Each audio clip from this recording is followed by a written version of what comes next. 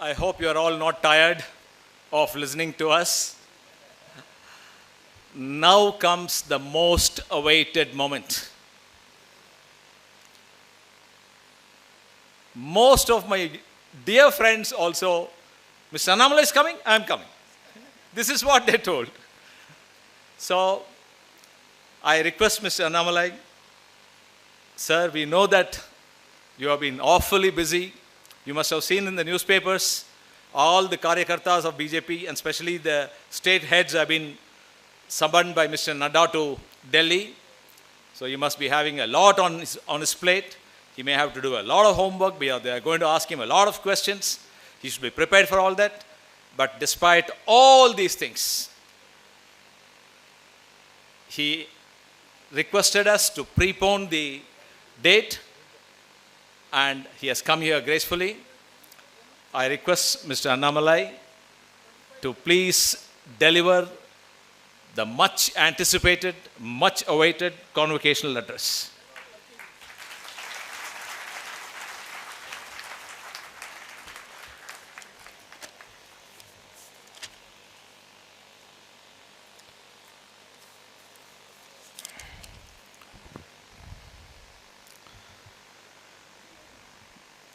Respected Dr. M.I.M. Nehruji, Chairman and Dean of GEMS B School, I am very privileged to share a dais with Professor Chambi Puranik, Chief Academic Advisor, and all the professors who are here, the invited guests, the parents for whom this day is very, very memorable.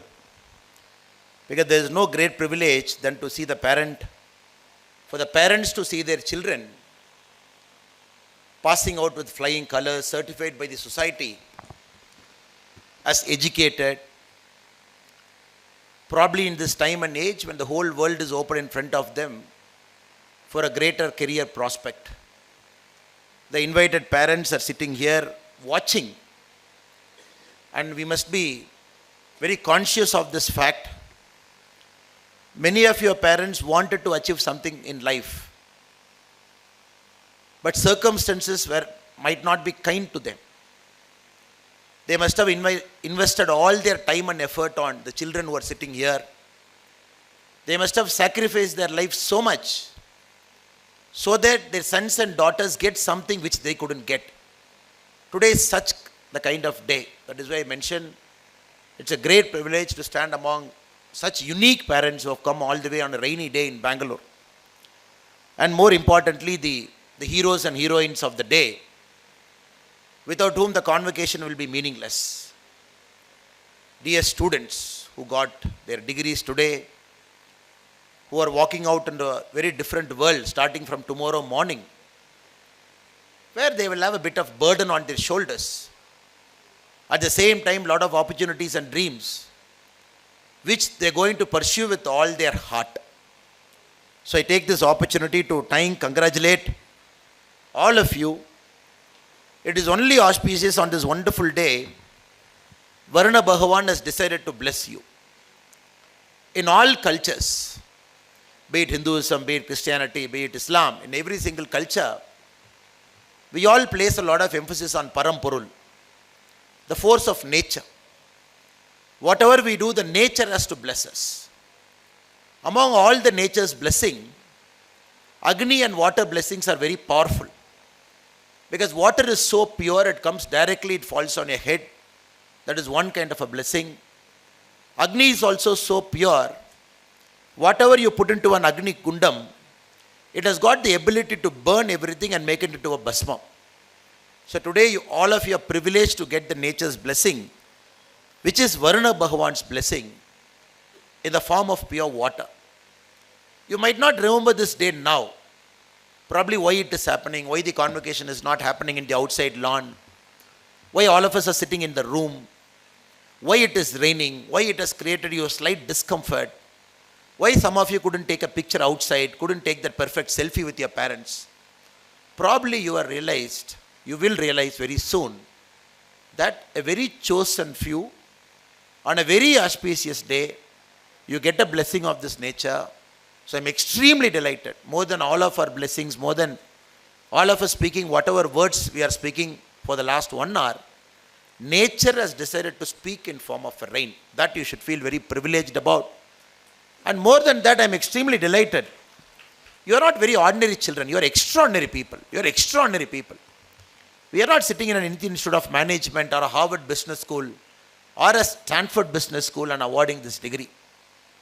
We are sitting in the middle of children who by virtue of their blood and sweat has earned this degree. You are not very ordinary people. Ordinary people don't work for 5 days a week, and ordinary people don't sacrifice their Saturdays and Sundays, and ordinary people don't take a single day off, and you have done it, which means you are extraordinary. That is why possibly they have given the word called gem.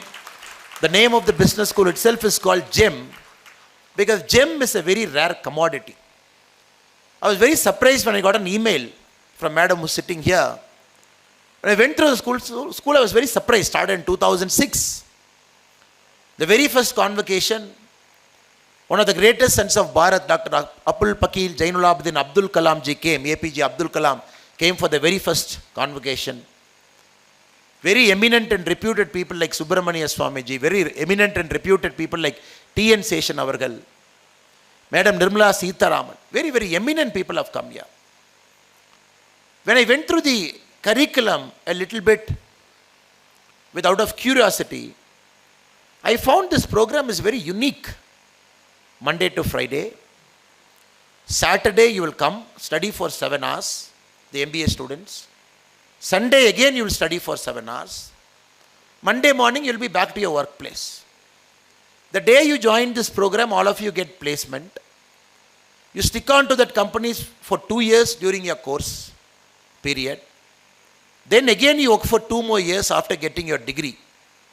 So this is such a unique program. That is why all of you should feel very proud about yourself. No student sitting in any college across the world would have gone through the grind that you have gone through. You should feel extremely happy. Today is a day that is a culmination of all of your hard work. And many days you must have felt very tired. Many days your body must not be cooperating. Many days I am very sure you must be feeling like giving up. And many days I am very sure you will be questioning the choice of the program that you have taken is actually worth it. And today is the answer to all those questions, answer to all those tiredness, answer to all those doubts, and answer to all those misconceptions. And today, all of us are extremely delighted. Such great leaders, very well qualified leaders, they are getting into serving our country in different capacities. Starting from tomorrow, you are going to have the brand of a double degree, certified human being starting from tomorrow morning. And your job starting from tomorrow morning will be to put all this knowledge you have earned for the use of humanity, for the use of our country, and for the use of the world. I also take this opportunity to apologize to you that I am the cause of the inconvenience where the program is supposed to happen tomorrow. It got shifted today. Normally, programs of this nature, when somebody asks me, I make it a point to just say I'm very sorry. I wish you the very best. Because I know the kind of job I am in, where many things are not in my hand. Many a times I have to dance to the tune of others. And many a times we meet with emergency like most people in your life do. That is why I am very specific with respect to committing to a date. And once you commit to a date, you are not able to make it. You put a lot of people under inconvenience. Parents have to travel from different parts of Karnataka, maybe from Tamil Nadu, maybe from Bengal. They must have booked their tickets in advance. Students must have made up their plans. But in this case, the joy of seeing you, the joy of being part of something that is truly a privilege and honor for a person like me, where you are going to award degrees to students who have earned it by virtue of their blood and sweat. That motivated me to commit to this program. But unfortunately, I couldn't honor the date that was initially agreed to. But still, all of you are kind enough to adjust to the new date. And I especially say my namaskarams to all the parents. ಎಲ್ಲರಿಗೂ ನಾನು first ಸಾರಿ ಹೇಳ್ಬಿಡ್ತೀನಿ sir, ಬೇರೆ ಬೇರೆ ಕಡೆಯಲ್ಲಿ ತಾವೆಲ್ಲ ಬಂದಿದ್ದೀರಾ, ನಾಳೆ program ಆಗಬೇಕಾಯಿತು, ಇವತ್ತು ಪ್ರೀಪೋಣ ಆದ ತಕ್ಷಣ ಕೂಡ ತಾವೆಲ್ಲರಲ್ಲಿ ಬಂದಿದ್ದೀರಾ, ಅದಕ್ಕೋಸ್ಕರ ನಿಮ್ಮೆಲ್ಲರಲ್ಲಿ ಕೂಡ ನಾನು ಕ್ಷಮೆ ಕೋರ್ತೇನೆ. Such a wonderful gathering. Look, sitting from here, watching all of you, such a wonderful gathering. You could see the energy that is throbbing, that is thriving. And sir was explaining almost about each single person, how you have come in. Probably many of you have graduated from engineering, from different streams in life. Sometimes the life was not very kind to you. You wanted something and probably you didn't get that thing. You wanted to get into a company, probably you didn't get it. And some of you here, you got what you want, but many of you, you wanted something else in life, but life did not give it to you at that point of time. So this is where I want to begin my speech. Life will always bow its head before stubbornness. Life will eventually come around to the people who are stubborn. Life will eventually make sure you get what you want to the people who persevere. So all the people who are here, especially the students, you are stubborn. You are persevered yourself to come here. You are extremely hardworking.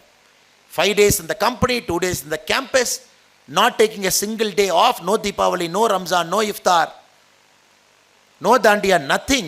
Whatever government holidays doesn't apply to you. No religious holidays apply to you. Friends and families' wedding function doesn't apply to you. You had a single-minded dedication and devotion to complete this course to make you better. This is going to be the greatest advantage you are carrying into this world. And I see James B. School's gift to you. It's the biggest gift you are taking along with your graduation today. You are stubborn, you are hardworking, you can persevere through anything. This cannot be taught in a B school. This cannot be taught in an IIT. This cannot be taught in an IIM. This cannot be taught in the Harvard and Stanfords of the world. This is this inner metal which can only be chiseled by the professors who are sitting here. Only when you are willing to submit and surrender yourself to this program. So all of you have chosen to submit and surrender yourself to this program. Whatever pace they put through you, you went through that pace. You never complained. And the students who are sitting here, BBM, Bachelors of Hotel Management, and 2 different batches of MBA. So almost we are having 4 different streams sitting here, close to 400 odd people getting their convocation degree today. The reason I'm taking more time to talk about this is because you should feel happy. What you have achieved today is something extraordinary. Not many people in the world will get this. Truly extraordinary things you have done, and today is a culmination of it. When I mentioned that some of you weren't successful in your previous avatar, at 10th, at 12th, and engineering, you wanted to do this, probably you couldn't do that. Because you have to understand, a school or a curriculum tested you on certain components, which the real world might not test you in the same component wise. The schools have tested you on intelligence, but the real world, starting from tomorrow morning, is going to test you on emotional intelligence. The school world and the college world have tested your hard work. Starting from tomorrow morning, the real world is going to test your perseverance. The schools and the colleges have tested your rules and order. Are you coming at 6 o'clock? Are you coming at 8 o'clock? Are you sitting through all the classes? Is your Saturday and Sunday marked as present here?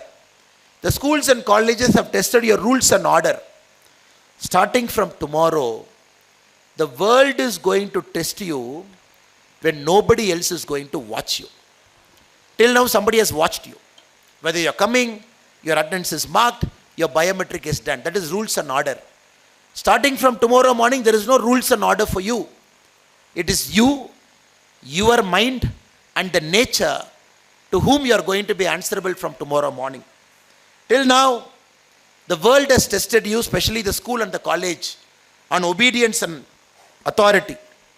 Starting from tomorrow, the world is going to watch you on how well you do with respect to collaboration and teamwork.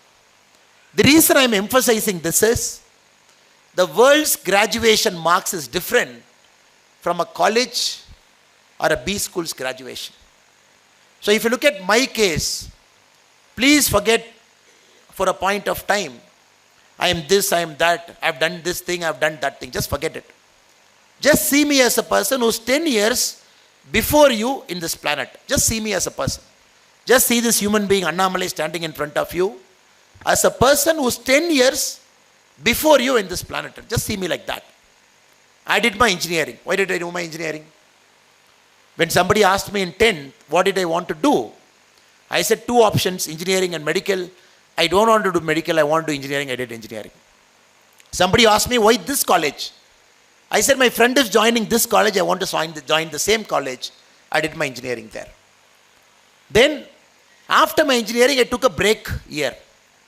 That point of time in 2006-07, taking a break year for a person like me coming from a village, a first generation graduate, is unheard of. I told my father, just give me a year. I just want to find out what I want to do with my life. I'm not very clear what I want to do with my life. Till now, life has taken me to an engineering college. Probably the engineering college, I got a job also. But I don't want to go to that job. I want to take a break here. So, village, my father has studied till 10th standard. My mother has studied till 6th standard. Both of them very gracefully they gave me that 1 year to take off. They never cared what my village is talking. They never cared, oh, this fellow studied in Coimbatore in one of the top engineering colleges. He is not going for his job, whereas his other friends have gone to a job. A lot of people have spoken, but my parents never cared about it. That 1 year I took off is the most important year in my life. I'm 40 now. If I'm looking at all the 40 years of my life, that 1 year is the most important year in my life.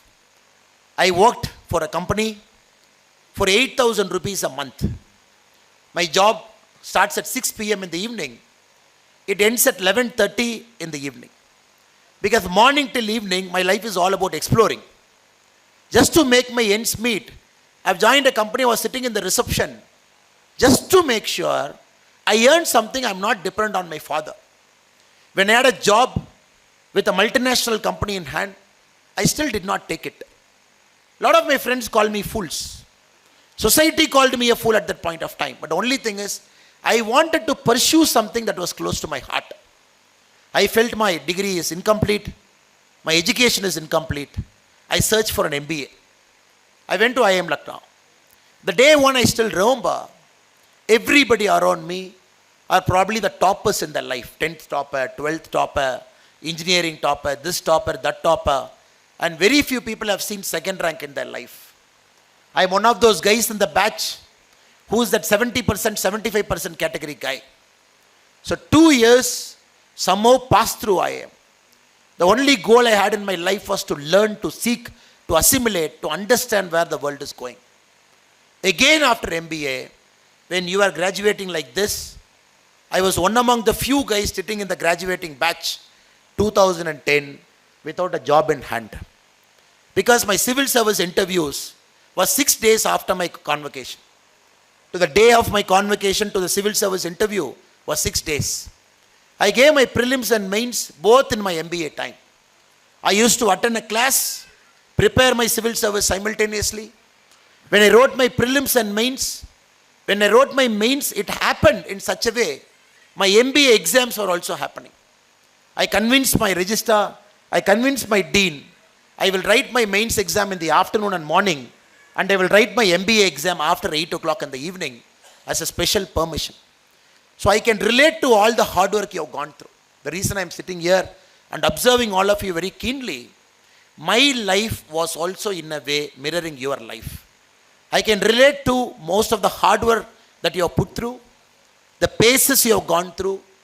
I never took a single Saturday and Sunday off. Every Saturday and Sunday is civil service preparation for me.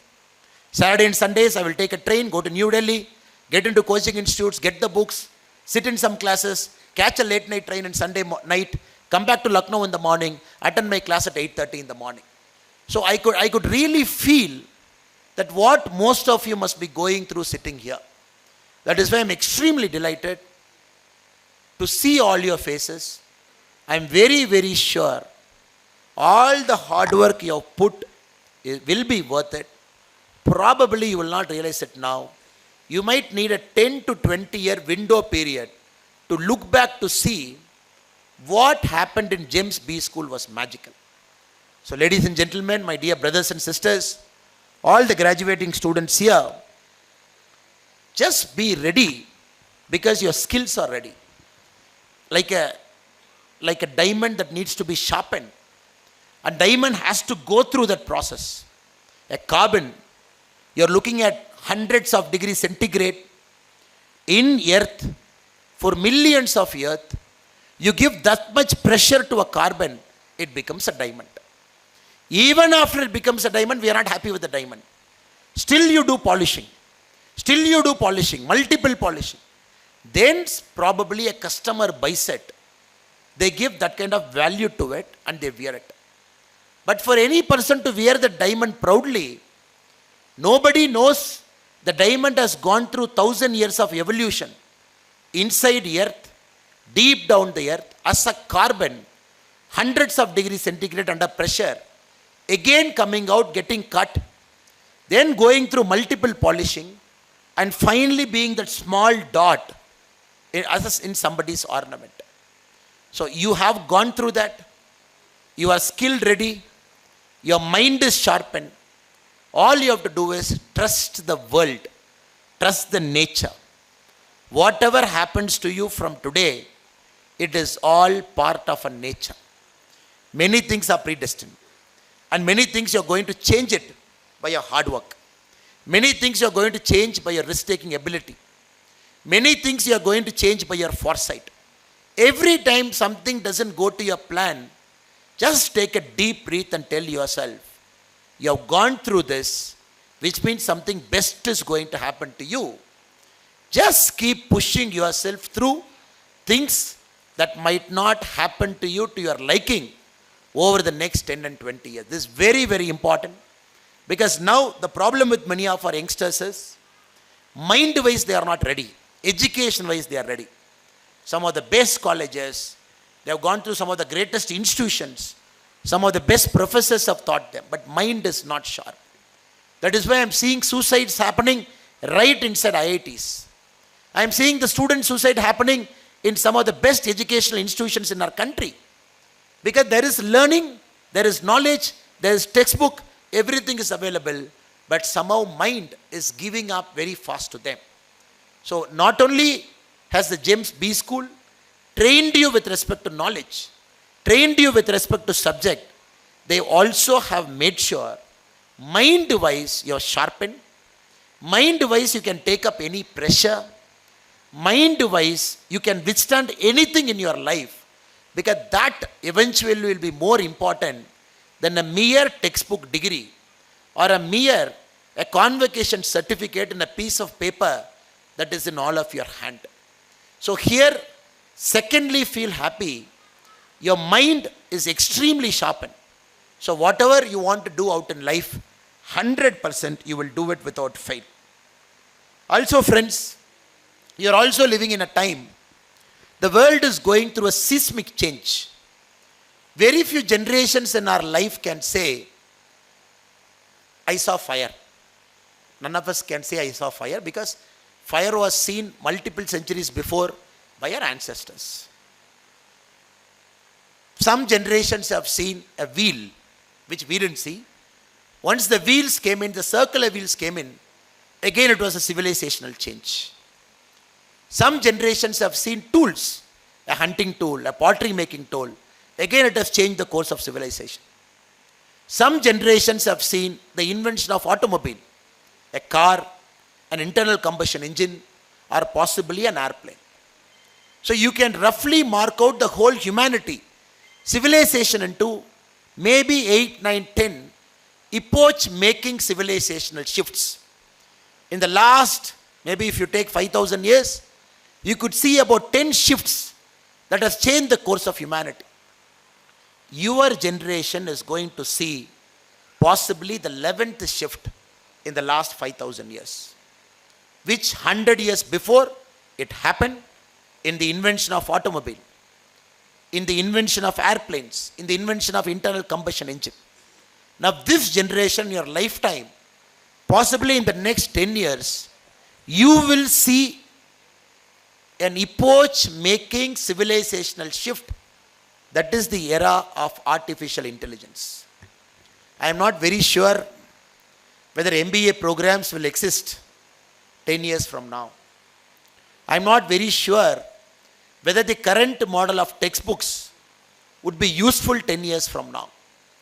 I am also not very sure the current method of classroom teaching would be the same way 10 years from now.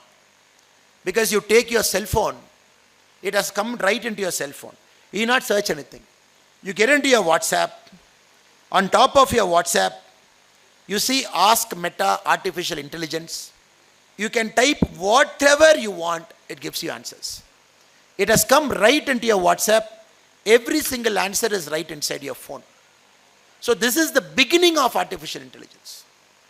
A machine learning is able to pick up knowledge that is far available, is able to condense it in a matter of seconds. It is able to feed it to your screen, for which we had spent our life studying, for which we have dedicated our life perfecting. Now most answers seem to be in the era of artificial intelligence. It has come right into your WhatsApp now. The next shift from here, possibly in the next 10 years, from artificial intelligence, we will be moving towards the artificial general intelligence, which is AGI. For some of the students who might not be aware what AGI is, artificial general intelligence, AGI, is the inflection point when the artificial intelligence will have better cognitive skills than a human being. So right now this AI doesn't have better cognitive skills than a human being. From AI to AGI, you might see a decade or 2 decades. Moment you see artificial intelligence becoming artificial general intelligence, AGI, then possibly we know this is the 11th, maybe 12th, epoch-making, civilizational shifting technology that has arrived. To go from AI to AGI, we all have to go through something called ACI, artificial capable intelligence. It doesn't have the cognitive skills, but it can function like an average human being. To function like an extraordinary human being with complete cognitive skills, it has to go towards AGI. Now we don't know when this is going to happen. AI has come. We don't know when AGI is going to come. Is it 10 years? Is it 20 years? Is it 25 years? ACI, the middle, is it going to come in 10 years, 15 years? We don't know, because that is where most of you would be working. Most of you would be spending your lives in the next 10 to 20 years in this evolutionary shift. Just imagine, just look at my cell phone. This cell phone has got multiple microchips. It has got about 7 or 8 major microchips. One to control my camera, one to control my audio video, one to control my processing ability of the cell phone, and probably one to control the screen. Now can any one of you tell me, the one microchip, if I take one microchip in my cell phone, how many transistors are inside that microchip? 1940, you had 2 transistors in a chip. 1960s, possibly you had hundreds of transistors. You are standing in 2024, you are carrying the power of artificial intelligence in your cell phone, which is going to remove the gap between the haves and the have-nots, which is going to possibly remove the gap between rich country and the poor country in the form of a chip. The current chip which my cell phone is using has got 13 billion transistors in a single chip. 13 billion transistors. This is the world you are entering. So whatever you do in the next multiple years, be conscious of this fact. Be conscious of this fact. There is only one company in the world which manufactures almost 100% of what we are talking. There is only one company in the world which manufactures a machine which manufactures the transistor. There is only one company in that world which can assemble and bring it to you as a cell phone. Most of the chips that I am talking here is manufactured by a company called TSMC, Taiwan Semiconductor Manufacturing Company based in Taiwan. 100% of the high-end chips. There is only one company which manufactures the machine for manufacturing that chip. That company is based in Netherlands. It is called ASML. Only that one company, the costliest technology company in the whole of Europe, which manufactures that machine. It is this Apple which has got the capacity to assemble that processing power. The reason I am giving you this as an example is, this should be an inspiration to you. MBA is a general program. All of you read general things here. And very little specialization happens. Even if you are a hospitality management MBA person, supply chain and logistics MBA person, we teach you HR, we teach you a bit of finance, we teach you a bit of logistics, we teach you a bit of marketing, we teach you everything. But you have to understand, the world is again entering into specialization. Whether you like it or not, the world is again getting back into specialization. People who can do that one job well will excel, not doing the 10 jobs average. Possibly your generation, starting from this decade to the next 3-4 decades, will see the pinnacle of specialization. One chip company manufacturing chips, one company manufacturing machines, one company assembling, it is coming to the end user. You look at the top companies in the world. If you look at the number one company in terms of market capitalization, Apple, complete specialization. If you look at number two company in the world, Microsoft, complete specialization. If you look at the number 3 company in the world, NVIDIA, which manufactures all the GPU for your gaming, again specialization. If you look at Meta, again specialization. If you look at all the top companies in the world, they are getting into specialization. This is where I see a great future for all of you.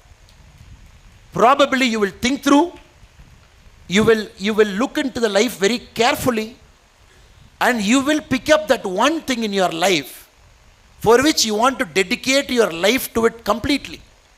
Because we all have to understand, great things happens by sacrifice. Great things just like that don't happen. So we want all of you not to be a normal person, working in a normal company, doing normal things, and living a normal life. You are extraordinary people, never forget it. You are not normal people, you are extraordinary people. Monday to Friday working, Saturday, Sunday studying. 2 years, you have done it without fail, which means you are extraordinary. Extraordinary people need to do extraordinary things. Extraordinary people, the world will not accept if you do normal things in your life. So we hope and pray, in a country like India right now, possibly one of the best country to live in the world. If somebody has asked 1960 which is the best country, we will say without fail it is America. Because we are coming right after World War II. America is becoming a manufacturing powerhouse. It is going to be a rich country in the next 20-30 years. It is going to be a superpower. Everybody will say America. If somebody has asked us 100 years back, which is the best country to live, we would have said UK. Because 70% of the world was under the control of United Kingdom. Possibly they had the tools, they had the control mechanism of the whole world, UK. If it asked me in 1970-80, which is the best country in the world, we would have said Germany, or maybe parts of Europe. In 2024, if anybody is asking you which is the best country in the world to live in for the next 50 years, without a doubt, it is going to be our country. Without a doubt. I'm not just saying this to motivate you. I will talk with facts. I will talk with facts. I'm not just saying because you will clap when I say India is the best country to live for the next 50 years. A population of 142 crore. No other country is comparable to our country. We are number one in terms of population. But we are not so interested about the population. We are interested about the quality of the population. How is our population? 40% of this 142 crore, they are below the age of 25 years. Just imagine. 25 years and below, 40% of 142 crore, which is approximately 60 crore. Which means all of your youth, the whole world is open in front of you. The whole world is your market. India is going to be the human resource capital of the world for the next 100 years. You want to have a CEO for Alphabet? Please call Sundar Pichai. You want to have this CEO? Please call an Indian origin guy. You want to have Satya Nadella? Please call him, an Indian origin person. You want to run some great American Fortune 500 company? Please call an Indian origin CEO. Whether we like it or not, some of the top corporations of the world, maybe 20 years from now, I look forward to a time 50% of Fortune 500 companies will be run by an Indian or an Indian origin person or a person who has spent considerable time in our country. 50% of Fortune 500 companies, 250 companies. Right now we have 19 companies run by Indian origin CEO. You will see a world where 50% of Fortune 500 will have an Indian origin CEO, because this will be the world's largest market. No other country is going to have the market that we are going to have. And this market is the most complex market of the world. Being an Indian, born here, studied here, we have prepared you for a global role. You know what the complexity of this country. I speak a different language, you speak a different language.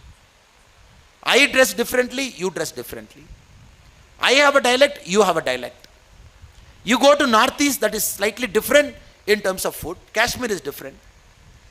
Inside Karnataka, Coorg is different, Mysore is different, Shimoga is different, Bijapur is different, Bangalore is different. Inside Bangalore, JP Nagar is different. So you are living in a country that is so complex, but all of us are united by the spirit of Bharatiya. This complexity has prepared you to face any complexity in your life. That is why the world wants Indian origin CEOs, because you handle complexity extremely well. For Americans sitting in Newark, for him Japanese, Chinese, Germans, Koreans, East Asians, Africa, Old Europe, New Europe, North America, South America, it's all entire complexity. But you guys will handle just like a cap on your head, because you know what complexity is from the day you are born. This is my second reason to say your generation is going to live in the world's best country for the next 50 years. The third, this is the fastest growing country in the world. Fastest growing. We just grew 8.2%. Growing 8.2% is not a joke when countries are growing at 1%. Germany, 1%. UK, 0.5%. China, 4%. America, 2.1%. The G20 countries as a whole, 3.2%. Japan, less than 1%. In this era, Bharat is growing at, we just finished 8.2% growth. Because the labor, the skillful labor, the management, the people whom we have here, all of us are so hungry. We want to achieve something in life. The whole of India is hungry. This is my point number 3, to say why India will continue to grow for the next many, many years. We are at $4 trillion now. We just have to catch Japan. We have to catch Germany. You catch hold of these two countries, probably in the next 4 years, you will be a 7 trillion by 2028. You will be the third largest country in the world. You just have China and US above you. 2047, we're extremely sure we will cross 50 trillion. Right now we have 4 trillion. Just imagine, this country will grow 12.5 times over the next 24 years. No country in their life has grown at this pace. Roman Empire did not grow. Pax Britannica did not grow. Europe did not grow. America did not grow. India will grow 12 and a half times in the next 24 years from 4 trillion to 50 trillion. Point number 4. When you hit $50 trillion, you are obviously world number 1.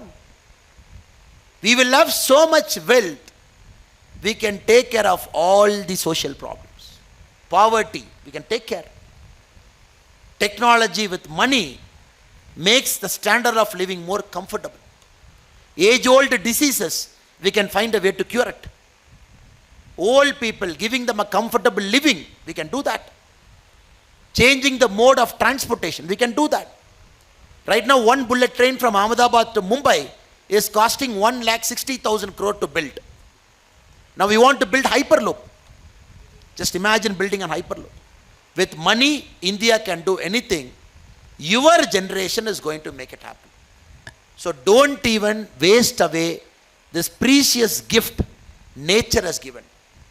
Born around 2000, getting graduated around 2024, entering into a country that is all set for growth, entering into a country that has just grown 8.2%, and this country going to grow as per our prediction 12 and a half times in the next 24 years. What more can you ask, sir? Everything is available. You just have to go open the tap and get the job done. That is why I hope and pray all the young graduates who are here, there is going to be a beautiful life ahead of you. Now coming to the last part of my speech, I thought whatever mistakes I have made, me being 10 years in front of you, I thought I'll give you some tips. Normally this kind of big lectures people forget, but small tips they'll remember somewhere. So 6 things I thought I will tell you today as your well-wisher, as your older brother. Probably this might help you. The seniors who are sitting here, I'm very sure they are more intelligent than you and me. They have more wisdom than you and me. We being young people, sometimes we should really keep our principles intact.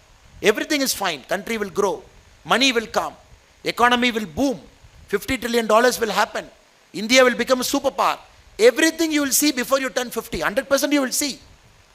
But still, I felt these 6 tips are very important because we got to do it the right way. We should not do it the wrong way. The first one I thought I'll share with you is always keep pushing yourself.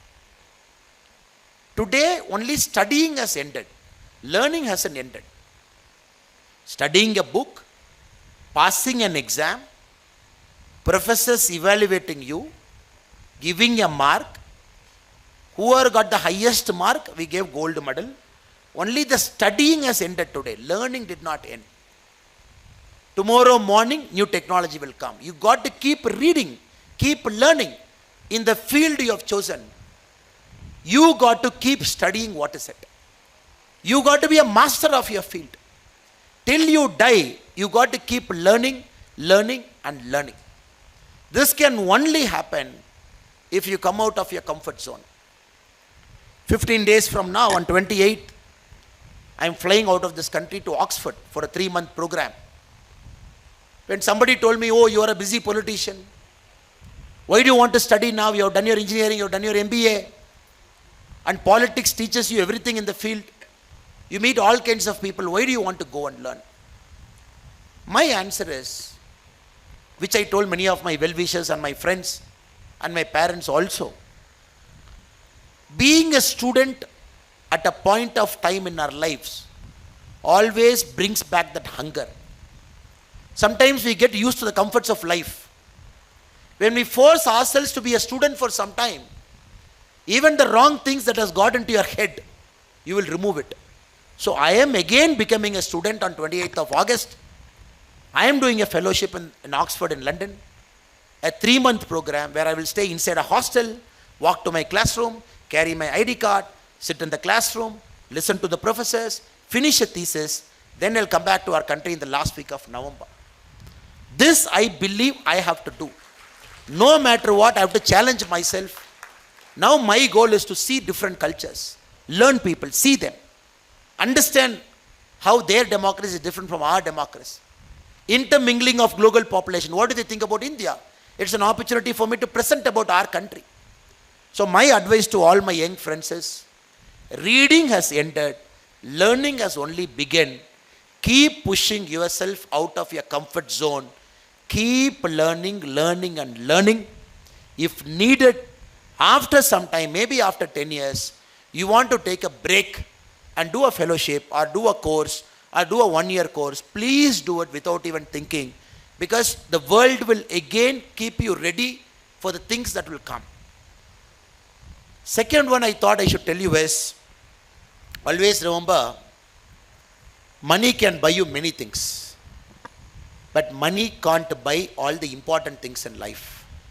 Money can buy a car, money can buy a sort of social prestige, money can buy a bit of peace and happiness, money can buy you comfort. Maybe after 40 you will realize there are many more things in life that are more important than money. Meaningful relationship, family, your friends, your social life, sense of balance you have in your life. So as this young graduates here, as you start chasing money, always remember, along with money, you got to chase other things also. You will get good friends only when you invest on them, only when you give time to them. You will have a meaningful relationship only when you are available to your parents, only when you are available to your children and your spouses. So these are very, very important to you. In the next 10-20 years, you will become busy, you will be big guys in an organization, you will be doing multiple things in your life. But always remember, some relationship, if you don't nurture now, you will not get it back. At 25, 30, you got to take care of your parents. Your parents need you now, not when they become 85 and when you become 55. It is very important, whatever you do, make sure you allocate time for all of this, because money can buy many things, but money can't buy many important things. Possibly at 60 we will realize these are more important than money. So let us not make the same mistake many of our brothers and sisters from the previous generation made. Let us chase money, build a career, make products, sell it, invent companies, let us do everything possible. Take time out to breathe. Take time out to see the nature. Take time out to see a beautiful sunrise. Take time out to sit with your parents and drink a cup of coffee. Take time out to go to your friend when he or she needs you. Because giving, you will get it back eventually. I am very, very sure the young graduates here will consider this also in your busy lives from now on. Third thought I thought I should share with you is, always keep a hobby. When somebody asked Abhinav Bindra after the Beijing Olympics, now what? You won a gold in Beijing Olympics. The last shot Abhinav Bindra shot in Beijing is 10.8. Normally in a rifle shooting, you have 7, 8, 9, 10. But in Olympic shooting, there is no 10. There is 10.9. Perfect of perfect. The middle of bullseye is 10.9. 10.8, 10.7, 10.6. There is 10. So Olympic is such an accurate sport. The Olympians don't go for 10. They go for 10.9, which means the middle of middle. So they dedicate all their life to chase that excellence. When somebody asked Abhinav Bindra, now 20 years of your life and dream, you got an Olympic gold medal. What do you want to do now? He said, I'll find out. 25 years I wanted to be an Olympic champion. I've done it. Now I don't know what I want to be after winning this gold. My whole life was trained to get this goal. I got this goal. You are 35. What will you do after 35? The main problem with our current generation is they are burning out so fast. 35, 40, 45, EMI, nice apartment, EMI, good car. We are earning well enough to do 2 foreign holidays in a year. We are earning well enough to have a certain social standing. When you talk to your colleagues at 45, 50 years of age, you ask them, they say, there is some emptiness in their heart. Whatever they want to do, they have done it. Whatever they have to achieve, they have achieved it. They have done great things. Unicorn, at 37, the youngest billionaire from Bangalore, Nikhil Kamath, 37 years, $3.8 billion, all done, dusted, all done. What will you do at 50? What will you do at 55? The thing we have to learn from all our great people sitting here is, we have to age gracefully. It is not a great thing to say, I am great at 30. No. It is important to say, are you great at 60? Are you great at 70? Are you great at 80? Are you great at 90? Are you great at 100? The reason I am asking you this question, because your generation, you are going to live more than all the previous generation, because you are living in the era of terrific research happening in synthetic biology. Google has put thousands of crores into synthetic biology. Stanford has done pioneering research. How to extend your life. How to make sure the telomeres on top of your cell, how we can minimize the damage for the telomeres so that your longevity goes up. If there is a problem in your liver, we can fix only that liver. Or we can get into your DNA, fix it and come out. So next 20, 30 years, you will see all sorts of things happening where you will live for a longer life. But the question is, do we have to live an empty life? After 45, after 50, should our lives be empty? How we should live with our grandchildren? You and your wife, or the lady here with your husband. So both of you should hold your hand each other and live gracefully till 85, till 90. That is life. So I hope and pray in your busy lives, from tomorrow morning, traveling all across the world, working, you will find a hobby that will always keep you alive. It could be running, it could be a sport, it could be anything. There should be one thing in your life apart from work, because work will always bore you. However motivated you are, however great you are, work will eventually bore you. It is this hobby. That is why in the recent Paris Olympics I saw, many investment bankers have won Olympic gold. It will be very surprising for you. Especially the Olympic sculling and the rowing. Some of the top investment bankers of New York, who run $1 billion funds, who earn $20-30 million a year, they won an Olympic gold because a sculling or a rowing is their passion. A horse dressage is their passion. Show jumping is their passion. There is a job, there is a life. But they never allowed their passion to die. So I hope and pray all my young friends who are here, by pursuing a hobby very seriously, you will live a multi-dimensional life. You will live a long life. You will live a happy life. You will live a meaningful life. Because once you hit that 100 crore or 50 crore or that first house or the first Benz or the first Audi, what after that? There is nothing after that, sir. The secret of life is after reaching there, there is nothing after that.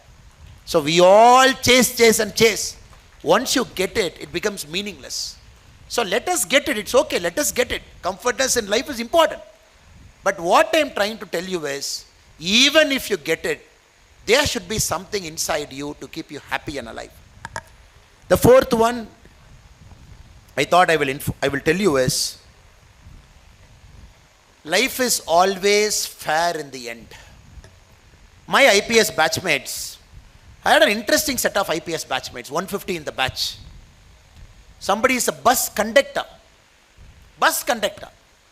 wrote the civil service exam, cleared it, became an IPS officer. One of my batchmate who is in Orissa now, a Tamil brother, he was a hostel warden. He ran a small roadside hotel. He did everything possible. IPS officer. Lady officer in Delhi, again from Tamil Nadu. Husband was a constable. They were doing parade every Friday. She was coming and watching her constable husband standing in the parade. She asked her husband, who is that person standing, all of you are saluting? He said, Bada Sabe, SP, IPS officer. She said, can I become that IPS officer? The husband laughed. To prove her husband wrong, she also became an IPS officer. So we have stories like this in batches after batches. The reason I'm telling you this story is, life is not always who starts first. Life is always who ends first. So just imagine, life is very fair to you. Life is never unfair to anybody. You might say, oh, I did so many great things, life is not fair to me. I studied so much, I'm unlucky. You see, for 40 years I did not get anything, but this fellow got everything. You might say, if you look at the life as a totality, life will always balance. When we end our life, life will always give what we want. I will again give an example. When I was the ASP, Karkala, Western Ghats, later I became the SP of Udupi. One of the constable who worked with me, ramrod straight constable, a person of highest integrity. And you all know a constable gets how much salary? 25,000. He works 16 hours. This guy doesn't take a single rupee, single penny. Always straight, obedient, diligent. Many people used to laugh at him. As ASP, we live in a small office. This fellow doesn't know how to live his life. He could have taken some money here and there, some 20,000, 30,000 extra in a month, which will add to his salary, which will come down to 50,000. He could have lived a comfortable life. Look, everybody is taking, but God is not punishing them. Police is not catching them. Lokayukta is not catching them.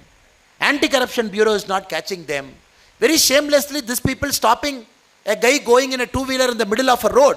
Very shamelessly is collecting 200 rupee, but nobody is taking any action. And many people in their service, by being corrupt, has also retired at 60 years without getting caught. For every 1% who get caught, I would say 90% of corrupt people, they retire without getting caught. Every 1% they get caught, 90% of people happily retire without anybody catching them. Then we ask ourselves, what is justice? What is karma? Somebody is making a mistake, no punishment. But a government clerk earning 25,000 rupees is ramrod honest, is suffering. Living in an 8,000 rupee house, not able to give good education to his children, not able to take his children to a good hotel, not able to buy a good dress, when that person could be corrupt, but still he chose not to be corrupt. So do you know what happened? That constable's son became an IPS officer. It just happened when the father was in the service, the son was an IPS probationer. Then one day in a meeting I was telling, this is karma. Karma will always balance things in life. So youngsters here have to understand, life is always fair to all of us. You might not get something today, doesn't matter, sir. Doesn't matter. You will get it when you need to. You will not get it when you don't want it to happen. So all of you, my sincere advice to all the young graduates here, over 60 years, over 70 years, you might not make more money. Your children will be great. You might not make more money. Your father will live long. You might not make 1,000 crore. Your family will be happy. Other sense, you might make 1,000 crore, but 50 years, you might go to jail for a corporate governance fraud. You might make 500 crore. Something will happen to your children or to your parents. So always remember, Karma will eventually get back at each one of us. Nobody can escape this earth without paying the price for karma. So you got to be patient. That is more important. You got to be patient. Something doesn't happen means some good things are waiting for you. Something is delayed means some great things are going to happen in the near future. With the spirit of positivity, life is always fair to everybody. It balances always. Something it will give you, something it will take you. Something it will take, something it will give. Totality, life will be fantastic. So remember this. Don't feel bad, I didn't get it today. Don't feel bad, I didn't get that promotion. Don't feel bad, the first company you started is not doing well. Keep trying. Keep doing your hard work. Keep preserving yourself. Things will eventually happen to you, friends. Last but not the least, be spiritual. All faiths are here. I see a lot of parents from the Islamic faith here. A lot of people from the Hindu faith. A lot of people from the Christian faith. People from the other faiths also. Don't confuse spirituality to religion. Both are different. Islam says 5 times you got to pray. That is the faith of Islam. Hinduism says you can worship your God any way. You fall, you say namaste, you come on Monday, you come on Saturday, you eat non-veg and come, you eat veg and come, everything is okay. Christianity says you come on Sunday, you will be like this. So every faith has got a precept. So I am not saying spirituality is equal to religion. I am saying spirituality is understanding who you are, being comfortable with who you are, living peacefully with who you are being. This is very important. 3 things. Understanding who you are, being comfortable with who you are, being at peace with who you are. We can do all kinds of things. In Tamil, there is this famous comedy by one actor called Vadivelu. He said, but very big statement, though we laughed at it. ஒரு மணி நேரம் சும்மா உட்கார்றது எவ்வளோ கஷ்டம் தெரியுமா? He said. Sitting 1 hour ideal is how tough. Because we are not able to live with ourselves. We are so distracted by cell phone. We want to watch our cell phone. Even no WhatsApp message, we still want to open your WhatsApp message, see and close it. No message in Instagram, nothing is going to fall. Still open the Instagram and see what my friend has eaten for dosa, what profile picture they have kept. Nothing is there. Still open your email and check whether somebody has sent an email. Problem is because there are so many distractions in our life. Spirituality teaches you to live with yourself comfortably. Yoga, please do. Meditation, please do. You want to do extended namaz, please do. You want to take a good pilgrimage, please do. You want to hike a mountain on your own, please do. Spirituality you will only realize when you push yourself. When you are an ordinary person, you will not realize spirituality. An ordinary person has to push himself or herself to realize spirituality. It has to be a yatra. It has to be a surrender. It has to be a fasting. It has to be a penance. Only this will kill your ego. Only when your ego is killed, spirituality is born inside you. Till the ego is there, spirituality is not born. We can go to temple, that is just a drama. We can give 500 rupee in the Archaka's plate so that he will make you to stand first and give you the first prasadam. Useless. You can go to a temple, I can give you all Mala Maryada as the VIP. Total nonsense. That is not spirituality. That is a bogus spirituality where we are telling everybody we are also doing namesake spirituality. Spirituality is surrender. It's penance. It's pushing yourself, hurting yourself. Doing a yatra or a journey where you are going to see your extreme limit. I hope and pray all of you here you will get that opportunity in your life. My Islamic friends, when you get the opportunity to go to Mecca, Medina, please do it. Very strenuous spirituality. Go do it. You will realize who you are as a person. My Hindu friends, if you get an opportunity to go to Kailash, Kedarnath, Badrinath, strenuous, push yourself, please do it. Sabrimala, do it. My Christian friends, you want to practice this Lent properly, you want to practice your Christmas properly, please do it. My Jewish friends, you want to practice Sabbath properly, please do it. That is why our forefathers have beautifully kept spirituality in each of the religion. But we are not able to differentiate between spirituality and religion. So my sincere prayer to all of you is, you will keep pushing yourself, keep going outside your comfort zone.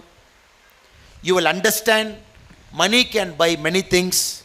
Money also can't buy very important things. You will understand life is not at 35, life is at 75. If you want to be alive, young, even at 75, you got to have a hobby. And my young friends, you will understand life is always fair in the end. Karma will catch up with us. Eventually, we all have to pay a price to karma. None of us will escape. So let us live our life the right way. And my young friends, I am very sure you will also understand your real awakening begins only when your spirituality opens inside. I hope and pray you will not confuse religion and spirituality. You will discover your spirituality inside, where the true meaning of your being you will realize, and then you will live a very happy, comfortable life. Just to end, I am not sure how much of my speech made a sense to you. I am in my last 2-3 minutes. How much did I really connect with you? I am only trying to emphasize you are special people. You are extraordinary people. You are not normal people. Which means your achievement will be extraordinary. I can take a piece of paper, I will write it down, come give it in each of your hand. If it is not happening, after 10 years you can take my property. So all the B school students who are here, because you are special. 5 days work, 2 days studying, sacrificing your life, which means you will achieve greatness in your chosen field. So that is a given. We all want you to take risk. It is given. You know you will achieve great things in life. Please take risk. Please take risk. I am begging you, please take risk. Start a company, take risk. Travel somewhere, take a risk. You want to make your hobby as your profession, please take risk. You want to quit everything, start something fresh tomorrow morning, please do. You are afraid of doing something till now, you want to pursue it next week, please do. Why I am saying this? Because there is no better time than pursuing your passion. You are living in this country, the world's youngest country, which in 25 years is going to be the world's #1 economy, which you will be a part of. And we all of us want you to be really extraordinary in what you choose. Last but not the least, life has tested you in some way. Don't feel bad. Starting from tomorrow, life is going to test you in other ways in which you will be toppers. You will get all you want in life. Don't worry about that. Last but not the least, I gave you 5 tips. Don't forget it. Coming out of your comfort zone. Remember the importance of money and also not the importance of money. Importance of hobby. Importance of karma and life. Being spiritual. I am very sure, small world sir, we will keep meeting each other. Whenever I happen to see you, if I am able to remember your face, I will say hello. If you are able to see me and remember my face, you please say hello to me. So that let us check on with each other what each of us are doing. What I am doing, what you are doing. Let us keep a track of each other for the next 25 years and make this country a great, beautiful, developed Bharat, for which all of us should play a major role.